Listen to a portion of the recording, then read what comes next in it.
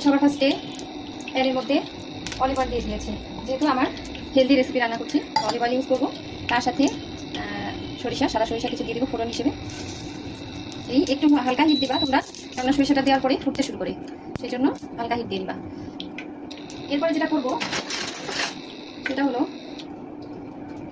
আমি সবার ফার্স্টে দেখতেই পাচ্ছ আমি রসুনগুলোকে ভিজিয়ে রেখেছিলাম পানিতে। এই রসুনগুলোকে আমি দিয়ে দেবো গোটা গোটা, কোনো কেটে দিব না বা ম্যাশ করে দিব না, কোনোভাবেই না, গোটা গোটা দিয়ে দেবো। এটা একটু ফ্লেভার আছে।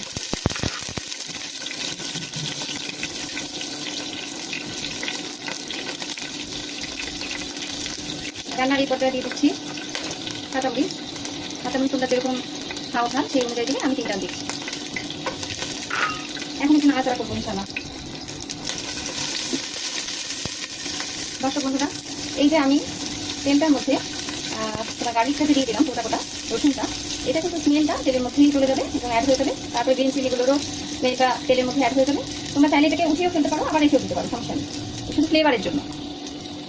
তা আমি রেখে দিচ্ছি। এরপরে দিয়ে দিব পেঁয়াজ, চপ করে রেখেছি।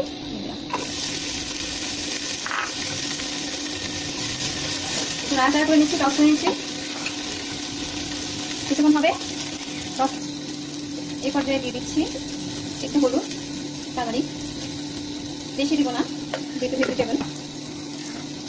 নাড়াচাড়া করতে হবে, হলুদটা না হলে কিন্তু কালো হয়ে পড়ে যাবে। তো হলুদটা কালো হওয়ার আগেই কিন্তু তোমাদের ভেজিটেবলটা দিয়ে দিতে হবে, যেন হলুদের গুণাগুণটা নষ্ট হয়ে না যায়। এই পর্যায়ে আমি দিয়ে দিচ্ছি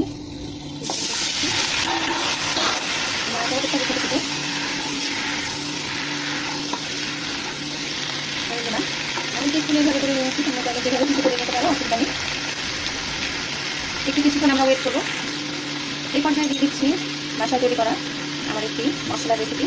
এটা অবশ্যই আমি দিব, যারা যারা চাও অবশ্যই দিব।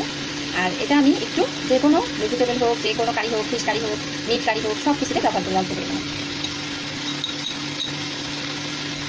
এটাতে সামান্য পরিমাণে